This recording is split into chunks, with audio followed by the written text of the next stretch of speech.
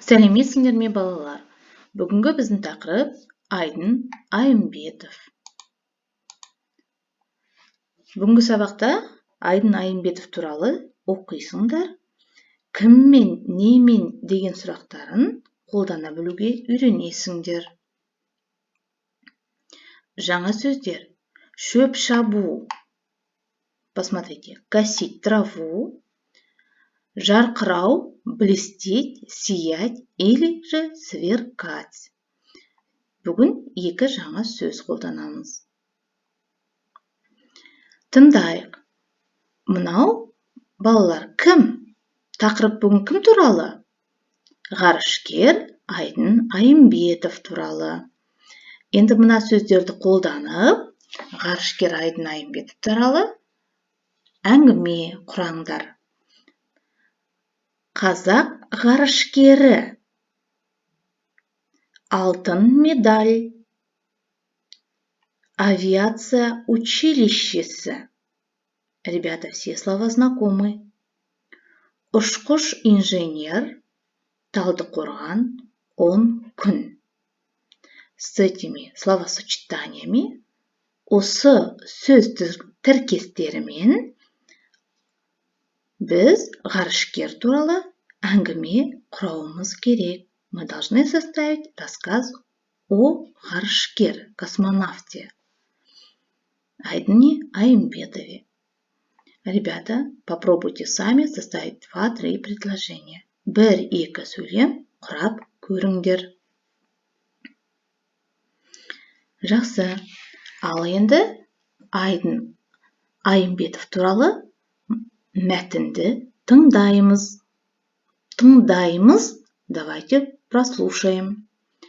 Айдын Ақанұлы Айымбетов 1972 жылы 27 шілдеде Алматы облысы Талдықорған қаласы Өтенай ауылында дүниеге келген. Дүниеге келген синоним слова туды, родился. 1989 жылы Талдықорған қаласындағы нөмірі 20 орта мектепті алтын медальға бітірген соң, Ресей еліндегі Армавир жоғары авиация училищесіне түсіп, оны 1993 жылы бітіріп, ұшқыш инженер мамандығын алып шығады. Ребята, мамандық, специальность. Это предложение вам должно быть понятно. Армавир жоғары авиация училищесі мы с вами уже встречали. Айдын Айымбетов қазақтың 3-ші, әлемнің 545-ші ғарышкері. Айдын Айымбетов 3-й ғарышкер, летчик-космонавт, который вышел из казахов, да? А в мире, әлемде, в мире 545-й.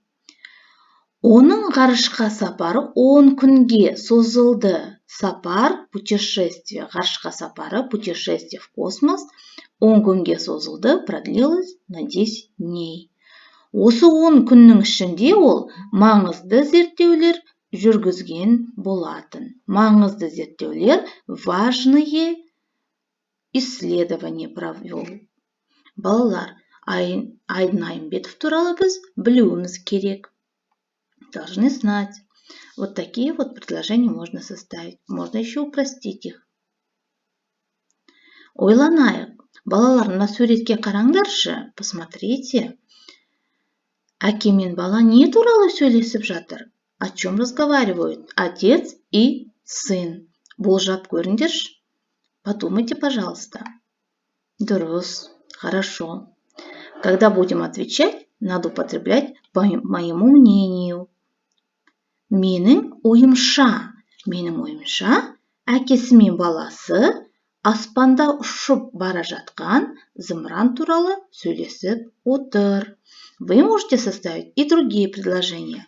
Сендер басқа сөйлем құрауларыңа болады. Но употребляете выражение менің ойымша, по моему мнению. Жақсы балалар, келесі оқиық. Мәтінді түсініп оқы, мазмұнын айт. Мәтінді түсініп, внимательно, понимая, прочитайте текст и попробуйте пересказать содержимое. Бала кезден бергі арманым еді, арман мечта. Мечта моего детства. Ғарышкер болу бала кезден бергі арманым. Мынадай бір оқиғаны айтып берейін. Оқиға случай. Давайте я вам расскажу такой случай. Бірде біз әкем екеуміз шөп шабуға бардық. Ребята, шөп шабуға, косить траву. Әкем екеуміз вместе с папой, с отцом. Шөптің үстінде жұлдыздарды тамашалап жаттық, тамашалап любовались. Бір кезде жарқыраған бір нәрсе түнгі аспанды қақ жарып ұшып өтті.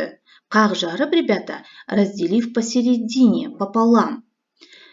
Шөптің бір кезде, в один момент, жарқыраған бір нәрсе, что-то блестящее разделило небо посередине или пополам. Маған оның не екені қызық болды. Сөйтіп, әкемнен сұрадым.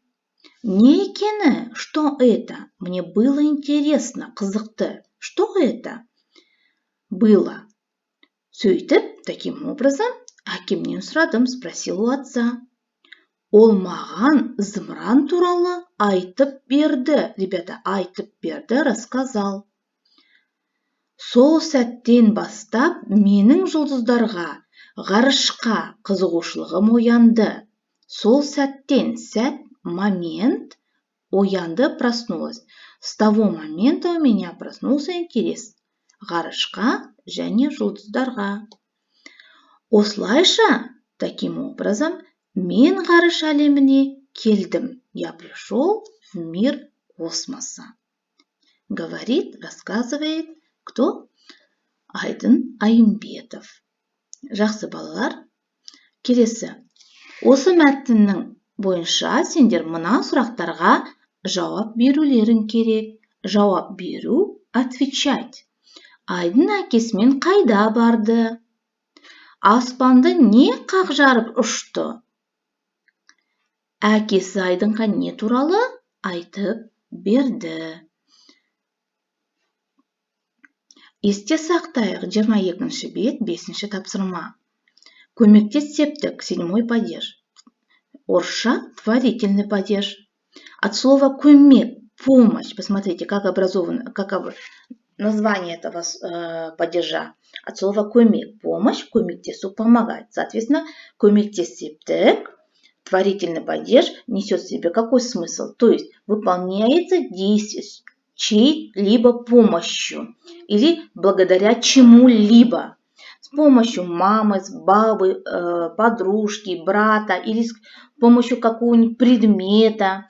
Вопросы употребляются кем-мен, с кем, не-мен, с чем или на чем. Окончание мен, бен, пен. Ребята, посмотрите, что в данном падеже окончания только мягкие. То есть этот падеж является исключением. Он не подлежит закону сингармонизма. Здесь нет твердой формы. Творительный падеж, көмектес септік. Как же прибавляются окончания? Бен прибавляется к словам, которые заканчиваются на звонкие ж и з. Пен прибавляется к словам, которые заканчиваются на глухие катан и исключение б, в, г, д. Мен прибавляется ко всем гласным, к сонорным звукам. И в некоторых случаях, посмотрите, ребята, окончание көмектес септік подразделяется таким образом. Бен звонкие ж-з, остальные звонкие прибавляются к пен, потому что в казахском языке нет слов, которые заканчиваются на б, в, г, д. Это все слова, заимствованные из других языков. Хорошо, ребят, давайте посмотрим на примере. Мысалы, зымыран, ракета. Айдын Айымбетов ғарышқа зымыранмен, немен, на чем зымыранмен ұшты? Посмотрите, зымран заканчивается на букву Н, на звук Н, соответственно, прибавляется окончание мен. Второй пример. Посмотрите, Анель, имя девочки, или можно сказать көрші, соседка, да, көршісі, его соседка. Арман Анельмен сөйлесіп отыр. Анель заканчивается на Л сонорную, и, да, соответственно, опять же добавляется окончание мен. Или же Арман көршісімен сөйлесіп отыр. Көршісі заканчивается на гласную, соответственно, добавляется мен. Таким же образом, ребята, пожалуйста, запишите, зафиксируйте, что такое комик-дисциптек и каким образом он образуется в казахском языке. И ваше задание. Вы заканчиваете 5-е упражнение бесінші тапсырма, составляете предложение письменно. 5-ші тапсырманы жазбаша орындаймыз, жазбаша письменно. 4-ші тапсырманы сұрақтарға жауап береміз, отвечаем на вопросы. 6-ші тапсырманы ауызша, устно, ауызша. Суреттің орнына вместо рисунка подставляем слово и говорим предложение. То есть у вас должно сформироваться полноценное предложение.